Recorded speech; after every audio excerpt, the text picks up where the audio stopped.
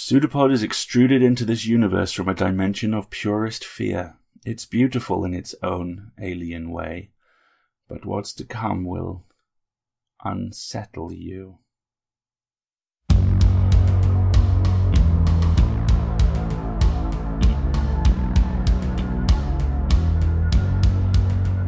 Pseudopod, episode 589, April 6th, 2018. Flash on the Borderlands, XLII, Misanthropes.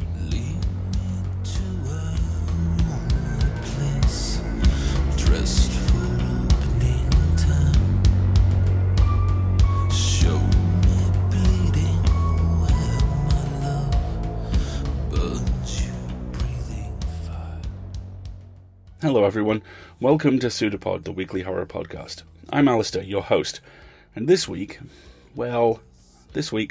let's talk about misanthropy, because that's a hat that people in our neck of the woods are at times overly fond of wearing. Misanthropy is categorised as a dislike of humankind, pretty extreme by anyone's standards, but we all get there from time to time. I'll give you an example.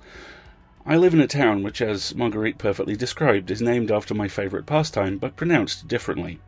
Reading is small, and London adjacent, and never lets you forget that.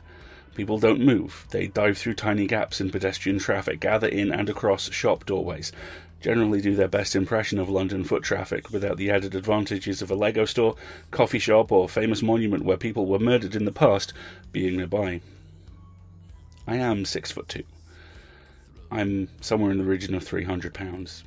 It is massively, endlessly, relentlessly frustrating at times to have to continually navigate my way around people who don't know how to navigate their way around people. But only sometimes. Does that make me a misanthrope? At those times, yes. Does it make me a misanthrope the rest of the time? No. Being from the Isle of Man does. Fake laugh hiding real pain. I'm not a misanthrope. Neither are you. The leads in these stories, and the people that meet them, are not so lucky. First up, we have A Bar Story by Melissa Snark. It originally appeared on the Snarkology during the October 2014 Halloween Hop. It's since been reposted to Melissa's website as a free read. Melissa lives in the San Francisco Bay Area with her husband, 3 children, and a glaring of litigious felines. She reads and writes fantasy and romance and is published with the Wild Rose Press and Nordic Lights. She is a coffeeholic, chocoholic, and a serious geek girl. Her Loki's Wolves series stems from her fascination with wolves and mythology. We will put her website and blog on the show notes. Your reader for this story is David Kazanov. So get ready for the first of our true stories. Your dress flows black, velvet wind, it's dropping to its death. A Bar Story by Melissa Snark. Narrated by Kaz. The gangly youth scurried on long legs and oversized feet. He stumbled on a cracked tile but righted himself. Shoulders squared, Daniel Holler ran a hand through his long orange hair, finger-combing the frizzy mess. Hundreds of freckles peppered his pale face, and his green eyes were bright behind wire-rimmed glasses. He slapped on a polite smile for the middle-aged man crouched on a stool at the end of the L-shaped bar. The customer's arms rested on the counter, the diamond frame forming a protective barrier around the shot glass cradled between his hands. Sweat bullets lined the customer's blotchy red forehead. A scraggly crown of damp hair stuck to the collar of his white dress shirt. His gut overhung belted dark trousers. He wore a clean gold band on his left ring finger, and his clothing was made from fine fabric. "Evening, sir. What's your poison?" The customer's lips bowed in a fearsome grin, revealing yellowed teeth. A hint of jaundice touched the sclera of his eyes. "Belladonna," he said softly. "Oh, deadly nightshade. Beautiful woman." Sorry?" Daniel dipped his head, trying to make out the man's words, and got a good whiff. A malignant scent circled the man like a coiled serpent, the combined cologne of booze, cigarettes, and body odor. Gagging, he jerked back and turned his head to the side. The man lifted his shot glass and toast. "If you prick us, do we not bleed? If you tickle us, do we not laugh? If you poison us, do we not die? And if you wrong us, shall we not revenge? Daniel's eyes bulged. What a total nut. Biting his lower lip, he spoke at a pace suited to fools and madmen. I'm sorry. Would you like something to drink? Jack. Daniel, pleased to meet you. He stuck forward his hand, held straight out and rigid. Wicked humor lit the man's gray eyes. He refused the proffered hand. Jack Daniels. Neat. Leave the bottle. Oh. Cheeks burning, Daniel fumbled through the bottles of booze on the back wall until he located the correct bottle. He poured the man's drink, sloshing amber liquid over the rim of the shot glass. The customer dug into his pocket, extracted his wallet, and deposited a $100 bill on the bar. You want change? Nah, just put it toward my tab. Yes, sir. Daniel retreated to stand beside his boss. Patrick Whalen, a grizzled Irishman and owner of the Albatross Tavern, was known as Twitch by the hardened seafaring locals who frequented the Portsmouth, Maine wharf sidebar. The youth shoved his hand into the pocket of his navy windbreaker, striving to appear nonchalant. He tipped his head towards the customer. Odd duck, that one. Twitch's round head rolled on the long stalk of his neck toward the end of the bar. The old man's eyelid pulled in a constant facial tick. Wink, wink, wink. His mouth stretched taut in a sardonic smile. Arrogant bastard, ain't he, Danny, my boy? But he pays his tab and coming regular, so I ain't got no problem with him. Doing his best to appear disinterested, Daniel picked up a white rag and wiped down the scratched oaken bar counter. He cast a surreptitious glance down the length of the bar. Who is he? That? Twitch tilted his head. That's Jack Thorne. He's a local author. Horrific, like that King feller. Is he famous? Maybe. You're an English major, ain't ya? Yeah, but I've never heard of him. The old man sniggered and picked up the ice bucket, limping towards the machine. His story's got less cussin', so I reckon that makes him more of a literary figure. Too curious to resist temptation, the young man trailed Twitch, hoping to glean more information. Are his books movies? Twitch shot Daniel a long look, as if considering a moron. He sneered. Course not. His books are books. Movies is movies. The one ain't got nothing to do with the other. Everyone with a lick of sense knows that. Wink, wink, wink. Danny hung his head. Sorry. Twitch slapped him on the back, knocking him off his feet. Don't worry your wee head about it. Ain't your fault you're greener than the titties on a leprechaun.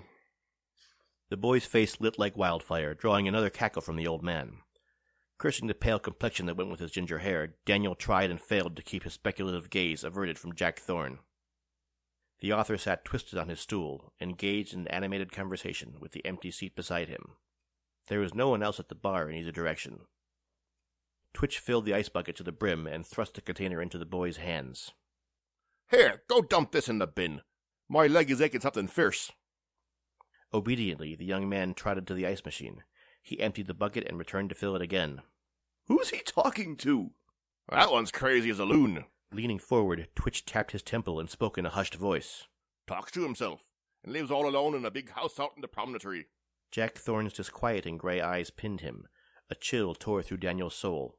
Hastily he averted his gaze. He swallowed convulsively, Adam's apple bobbing. I've seen it. The old man's thin lips stretched to reveal cracked yellow teeth. Wink, wink, wink. Jack over there used to have a wife and daughter. Wife was a real beauty, and the little girl was an angel, 4 years old with blonde pigtails and big blue eyes. Danny shivered. He dropped the scoop back into the ice machine and closed the flap. What happened to them? They ain't been seen for years. Some says they left him, others that he killed 'em.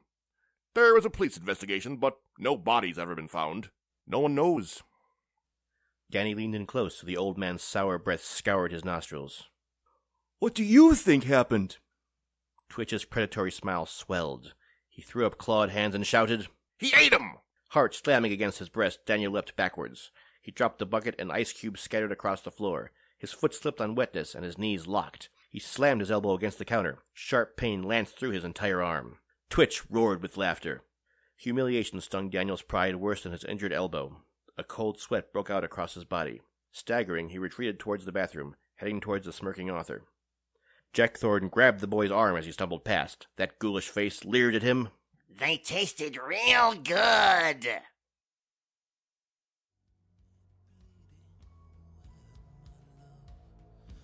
Never feed your horror authors after midnight, folks. That's how literary fiction happens. And while the Litfic commandos mount up because there's nothing they hate more than one of their own going rogue, allow me to explain. This is absolutely literary fiction. It's a slice of life, an exploration of one of the age-old conflict nexuses, nexi, maybe, in the world. In this case, the clash between young and old, and absolutely nothing overly horrific happens. It's also a horror story, because you can take every single thing that is said here at absolute face value. He's a cannibal. He's delusional. Everyone knows. No one cares. Because after all, like I said at the top of the hour, it is just a true story. And that brings us to Moonface by Jack London. Yes, that Jack London, which means I get to say this sentence, which I just think is very, very cool. This story was first published in the Argonaut on July 21st, 1902. London has been an occasional flyer over here for us, and quite a lot of his stuff just brushes up against horror. This is no exception. Your reader for this story is the magnificent B.J. Harrison, who is one of the very best people in the game, and it's a pleasure to have them back. So, get ready for a story which may be old, but that doesn't make it any less true.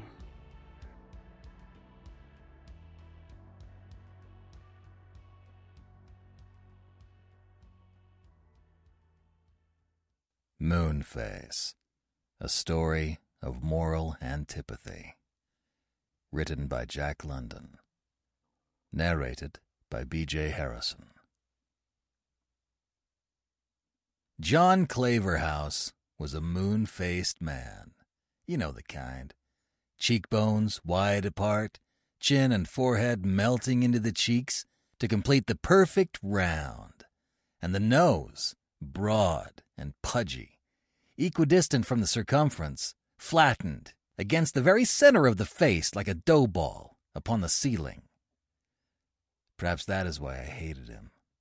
For truly he had become an offense to my eyes, and I believed the earth to be encumbered with his presence.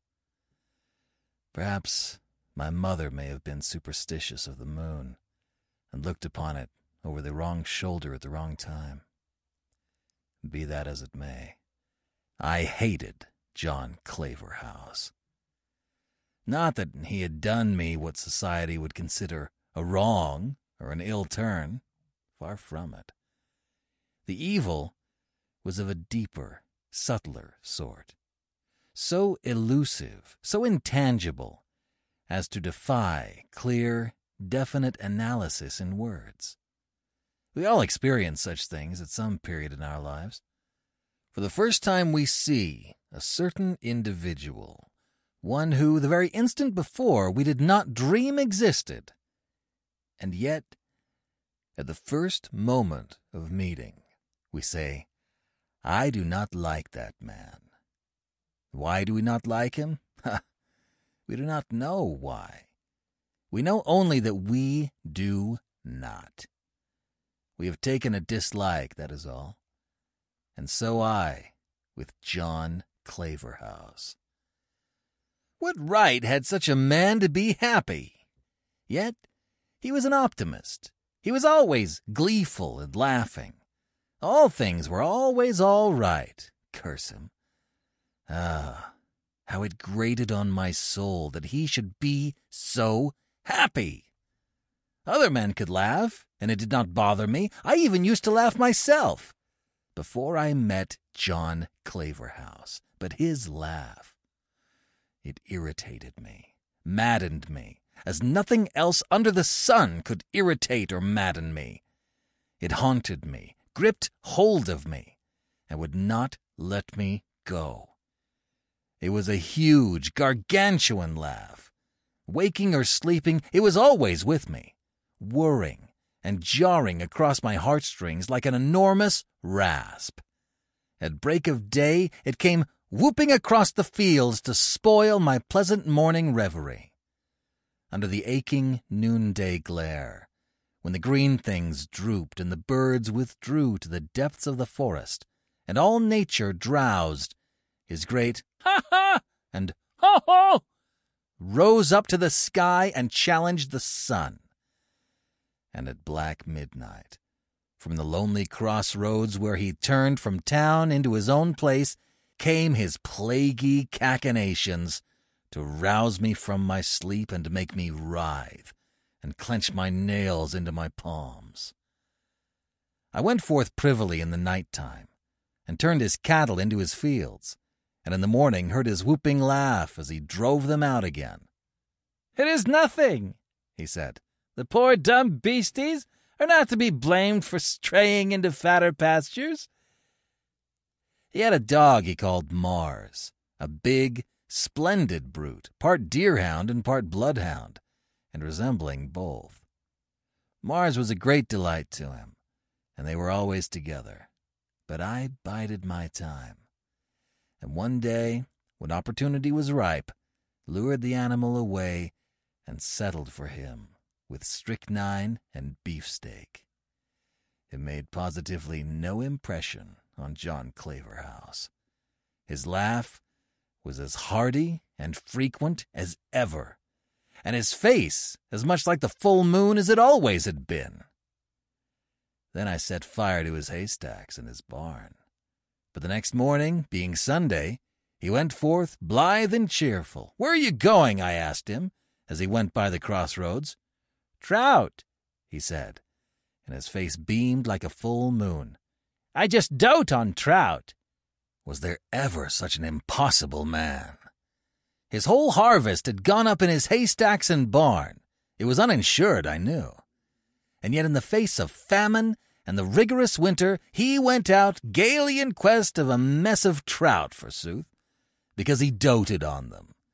Had gloom but rested, no matter how lightly on his brow, or had his bovine countenance grown long and serious, and less like the moon, or had he removed that smile but once from off his face, I am sure I could have forgiven him for existing. But no.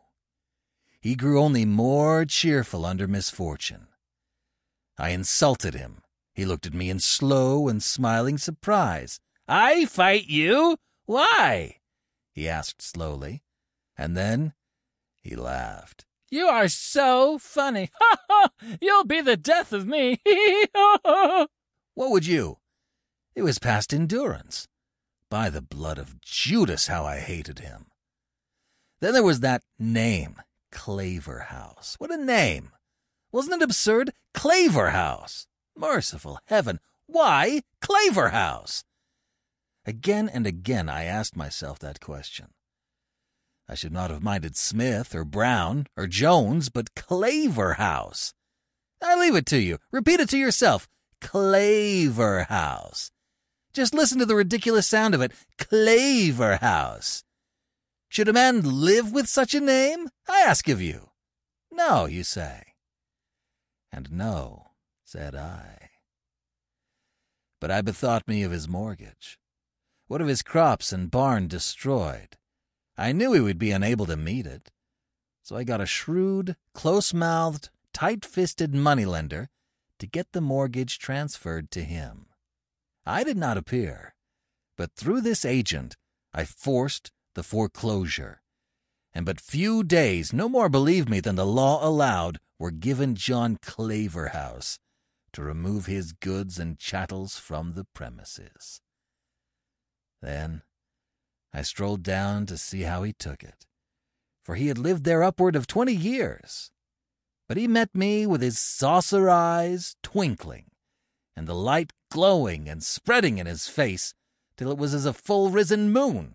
"Ha ha!" he laughed. "The funniest tyke, that youngster of mine. Did you ever see the like?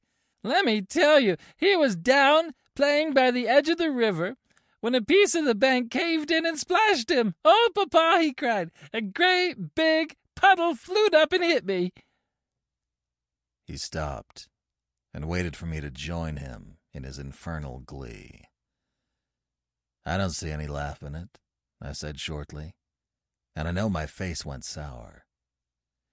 He regarded me with wonderment, and then came the damnable light, glowing and spreading, as I have described it, till his face shone soft and warm, like the summer moon.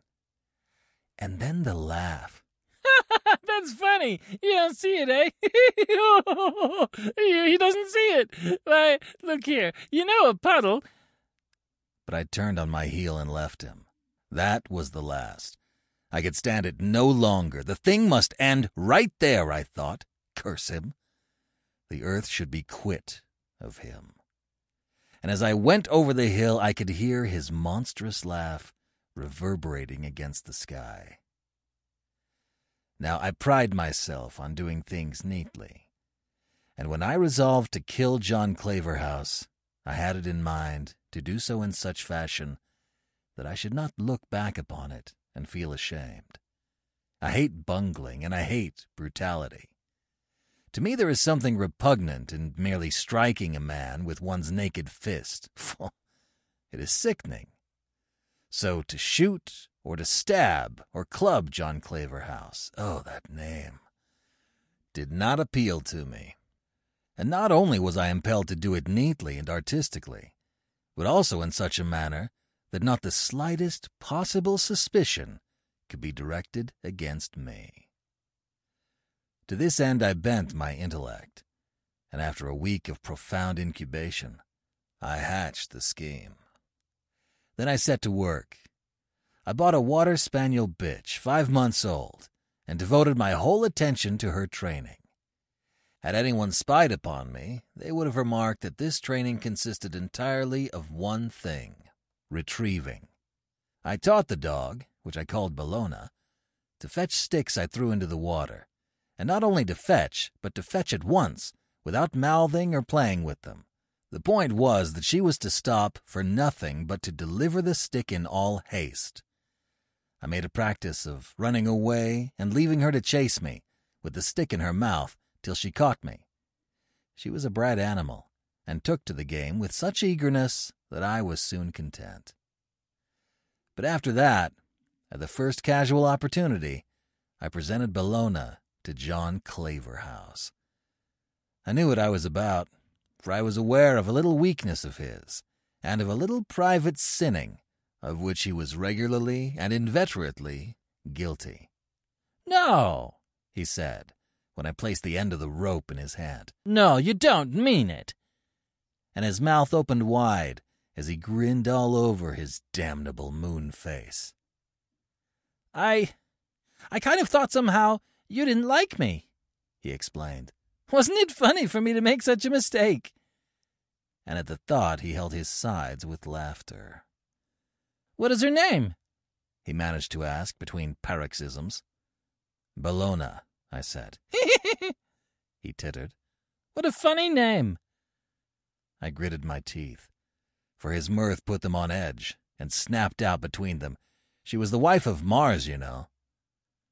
Then the light of the full moon began to suffuse his face, until he exploded with, That was my other dog. Well, I guess she's a widow now. He whooped after me, and I turned and fled swiftly over the hill. The week passed by, and on Saturday evening I said to him, You go away Monday, don't you? He nodded his head and grinned. Then you won't have another chance to get a mess of those trout you just dote on. But he did not notice the sneer. Oh, I don't know, he chuckled. I'm going up tomorrow to try pretty hard. Thus was assurance made doubly sure, and I went back to my house, hugging myself with rapture. Early the next morning, I saw him go by with a dip net and gunny sack, and Bellona trotting at his heels. I knew where he was bound, and cut out by the back pasture and climbed through the underbrush to the top of the mountain. Keeping carefully out of sight, I followed the crest along for a couple of miles to a natural amphitheater in the hills, where the little river raced down out of a gorge and stopped for breath in a large and placid, rock-bound pool. That was the spot. I sat down on the croup of the mountain, where I could see all that occurred, and lighted my pipe. Ere many minutes had passed, John Claverhouse came plodding up the bed of the stream. Bellona was ambling about him, and they were in high feather, her short, snappy barks mingling with his deeper chest notes. Arrived at the pool, He threw down the dip net and sack and drew from his hip pocket what looked like a large, fat candle. But I knew it to be a stick of giant, for such was his method of catching trout. He dynamited them. He attached the fuse by wrapping the giant tightly in a piece of cotton. Then he ignited the fuse and tossed the explosive into the pool. Like a flash, Bellona was into the pool after it. I could have shrieked aloud for joy. Claverhouse yelled at her, but without avail. He pelted her with clods and rocks, but she swam steadily on till she got the stick of giant in her mouth, when she whirled about and headed for shore. Then, for the first time, he realized his danger and started to run. As foreseen and planned by me, she made the bank and took out after him. Oh, I tell you, it was great. As I have said, the pool lay in a sort of amphitheater. Above and below, the stream could be crossed on stepping stones, and around, up and down and across the stones, raced Claverhouse and Bellona. I could never have believed that such an ungainly man could run so fast. But run he did, Bellona hot-footed after him and gaining. And then, just as she caught up, he in full stride, and she leaping with nose at his knee, there was a sudden flash, a burst of smoke, a terrific detonation, and where man and dog had been the instant before, there was not to be seen but a big hole in the ground. Death from accident while engaged in illegal fishing. That was the verdict of the coroner's jury. And that is why I pride myself on the neat and artistic way in which I finished off John Claverhouse. There was no bungling, no brutality, nothing of which to be ashamed in the whole transaction, as I am sure you will agree. No more does his infernal laugh go echoing among the hills, and no more does his fat moon face rise up to vex me. My days are peaceful now, and my nights sleep deep.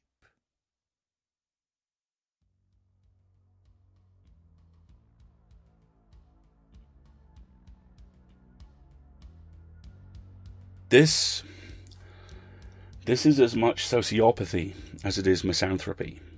Or perhaps it's misanthropy as it truly is, not how it's been publicised. Because, as I said, everyone likes to wear the misanthropic deerstalker every once in a while. Every iteration of Holmes, most iterations of the Doctor, House, pretty much every role Tim Roth has ever played, Roseanne, Jessica Jones, Dr. Perry Cox, a non-zero percentage of Banks, Gaiman and Pratchett's leading characters. Hell, Arthur Dent is misanthropic from a certain angle. But all of them, aside from most of the Holmes, are misanthropic in a very functional way. It's just their way, just how they are. And you know what? That isn't true, because it's how we've let them be. Brett Martin's book Difficult Men is a deep dive into the world of the showrunners that revolutionized television.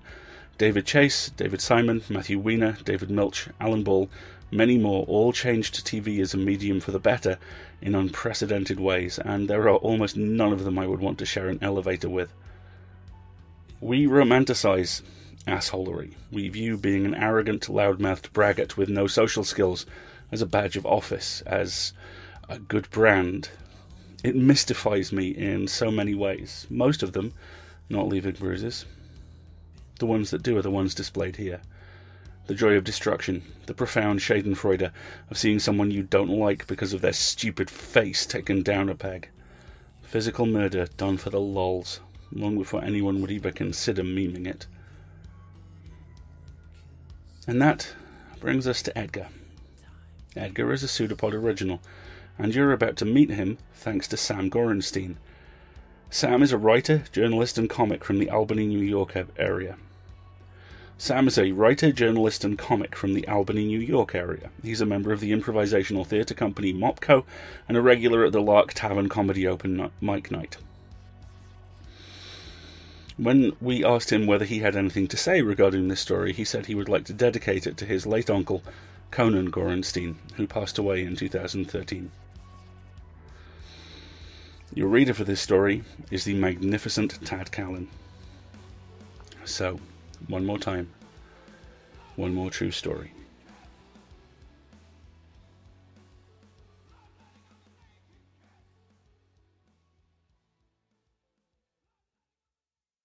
Edgar by Sam Gorenstein. Narrated by Tad Callan. 1. Edgar would like to not go to the zoo.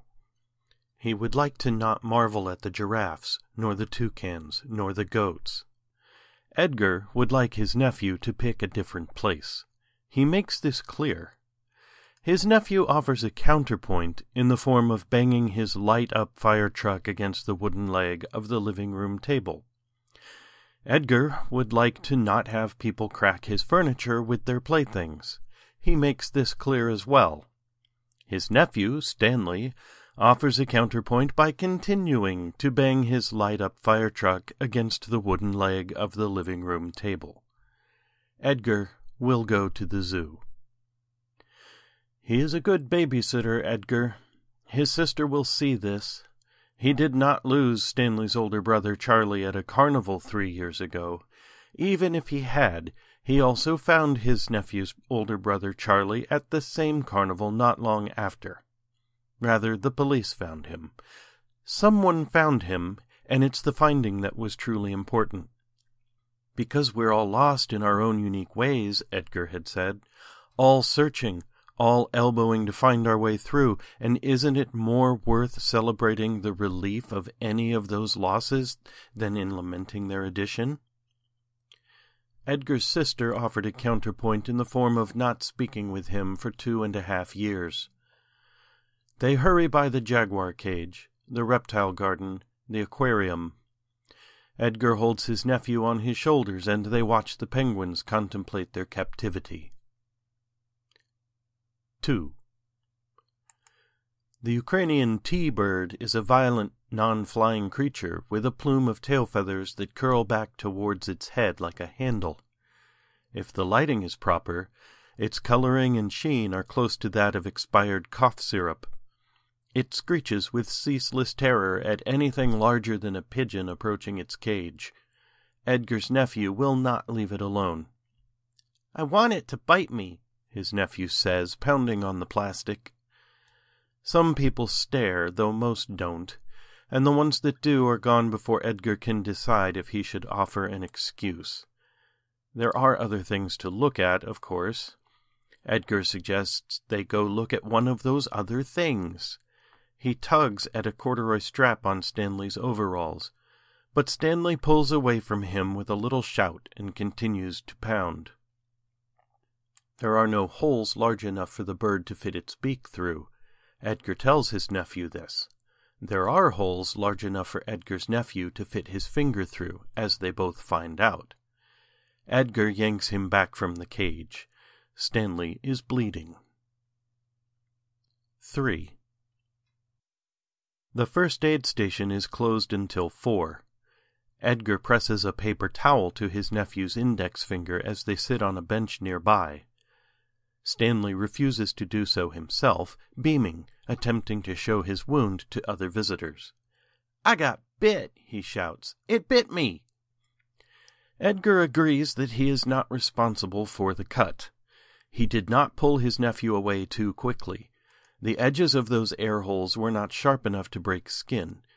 There are specifications to which factories build cages, safety regulations to predict misuse.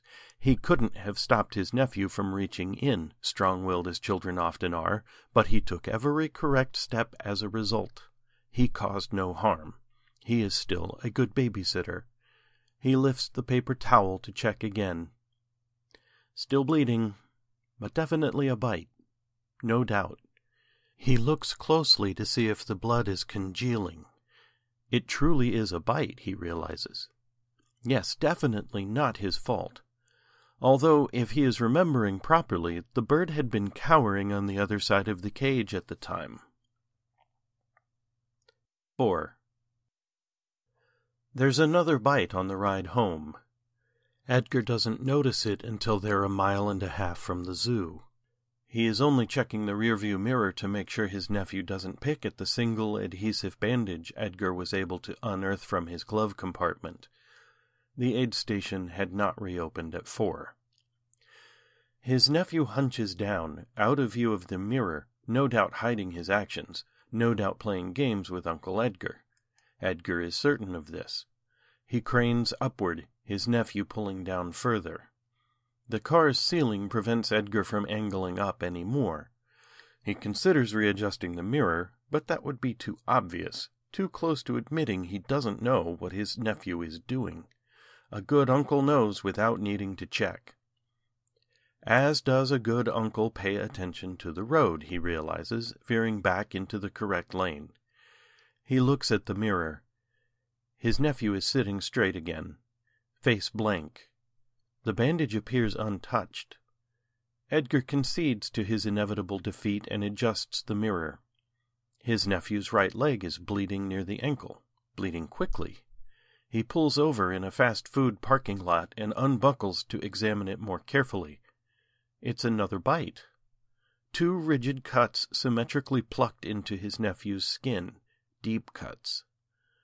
"What happened?" asked Edgar. "I got bit," says his nephew. "By what?" His nephew stares at the car door and says nothing. 5.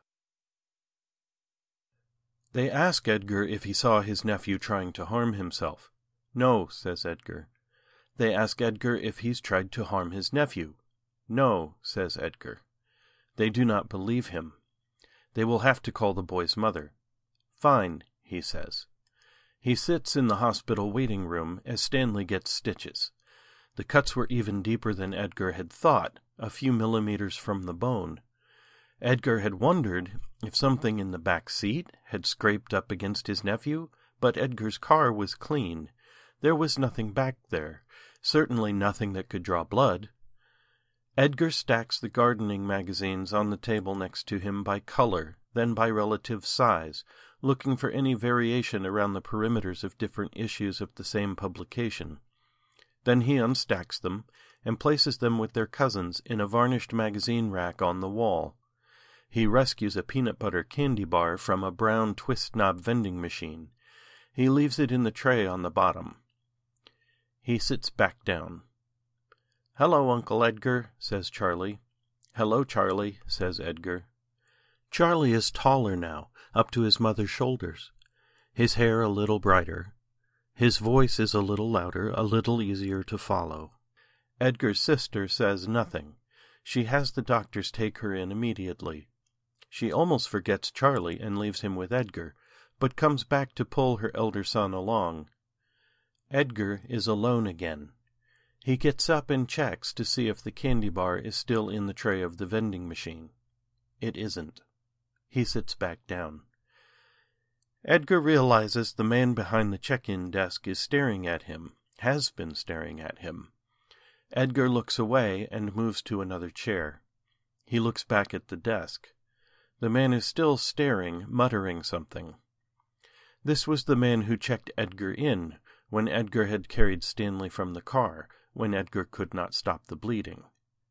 Edgar is not responsible. The man must be made to know this. He must understand this. The man does not need to look at Edgar as if Edgar is a disgusting thorn on a human thicket. Edgar gets up and goes to the man. "I am not responsible," he says. The man understands now. He continues to stare at Edgar, who takes the magazines back out from the rack and sits back down. 6. "There are 4 bites now," Charlie tells him. "One on the other leg, another on the elbow. 4 bites, and Edgar wasn't around for 2 of them.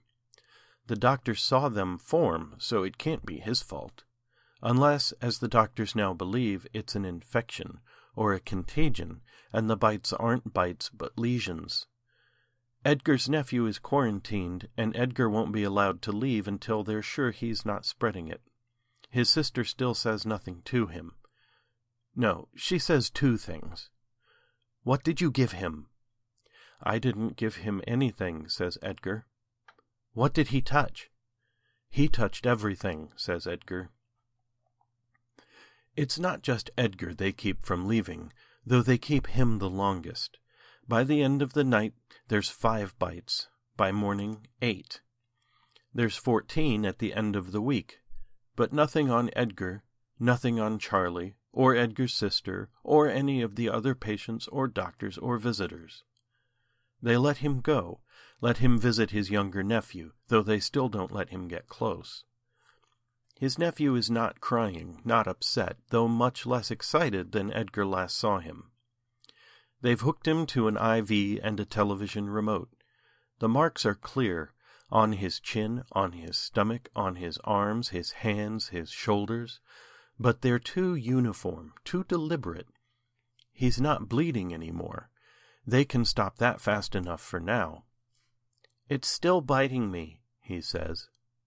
"Where is it?" asks Edgar. "Is it following you?" Edgar's nephew closes his eyes and shakes his head. "It's biting me from where I found it." "Can you get it to stop?" asks Edgar. Edgar's nephew shakes his head again and turns toward the television. Edgar can see another bite start to form on his nephew's forehead. 7. Edgar would like to not be at the zoo. He would like it to not be 3 a.m., but 3 a.m. is the only time he even has a chance. There are guards. Of course there are guards. There are cameras and alarms and locked doors, so of course there have to be guards. But Edgar has a crowbar, and he is fast. Despite not having a need to run for some time, Edgar remembers he is fast as he climbs over the fence. His sister still won't talk to him, though she knows what's happening is not Edgar's fault. Edgar does not mind, does not blame her. Some things make people beg to stop talking, even when the people around them need them to talk. Edgar's sister has no one she can stop talking to other than Edgar. He understands. It's a short distance to the back door of the aviary from where Edgar came in. Nobody's seen him yet. He pries it open. He doesn't hear an alarm, but he knows he must have triggered one. He does hear the chirps and screeches of the other birds his entrance has woken up. He runs down the narrow hall to the Ukrainian T-bird and smashes his way in through the feeder's door. He raises his crowbar above the bird, but realizes the bird is already bleeding, or was already bleeding. Bite marks all over it. Dead. And now there's a bite mark on Edgar's arm. He feels splintering teeth, and he knows he is not alone in the cage, though he cannot see what else is there. So he swings, hoping to hit something. And the bite marks continue. He doesn't stop to watch them form, but he can feel them on his neck, his stomach, his temples, his knees, his bones, his heart. He won't stop. Edgar is a good babysitter, a good uncle. His sister will see this.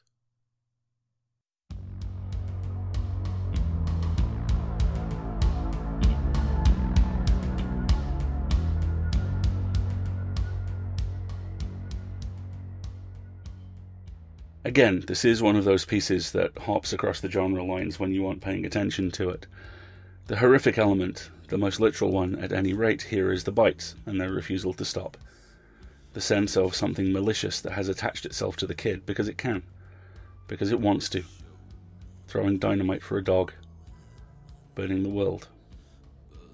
But then there's the horror under that, of silent implication and awkward glances, of the polite, faintly desperate lies that Edgar tells himself that everything is fine, that no one will believe he was responsible, that even if they do, he'll never have to find out. Closing your eyes against a blow that isn't thrown yet means you live an eternity in the second before it lands. In those lights, Edgar's final act is one of absolute courage, born from absolute desperation. And then there's the final horror, the possibility, like in our first story this week, that everything that's assumed about Edgar, everything implied, is true. That something terrible sits in his past, and his final act is one of attempted atonement. A misanthrope by consequence instead of by accident. We all wear the hat. It fits some of us better than others. None of us should wear it all the time, if we can. Thank you to all our readers and our narrators, as ever. We've been active 14 years. We have produced in that time over 2,000 episodes and counting, and have done that with the main source of income being donations. That is unprecedented. That is amazing, and so are the people who donate. If you are one of them, thank you. If you aren't, but want to be, go to pseudopod.org and click on Feed the Pod. There you'll find two options, donate or subscribe. Donations can be anything, and subscriptions start from $5 and up. They get you access to our premium content folder too. And if you want to use Patreon instead, go to patreon.com/EA podcasts and join the 368 people at time of writing who help us out there. Exclusive audio, behind the scenes access, all kinds of fun. If you want to help but can't afford it, please blog about the shows. If you have a podcast yourself and could use a guest, get in touch. We'd love that. Or please leave a review on Google or iTunes. All of it raises our visibility. All of it keeps us going. All of it helps. And all of it comes from you. So thank you. We'll be back next week with Emperor All by Evan Marcroft and narrated by Chris Straub. Until then, we'll be a production of Escape Artists Inc. and released under a Creative Commons Attribution Non-Commercial No Derivatives license. Our closing quote is from the poster boy for misanthropy himself, the late, mostly great, Mr. Bill Hicks. I'm a misanthropic humanist. Do I like people? Yeah, they're great. In theory. See you next week, folks.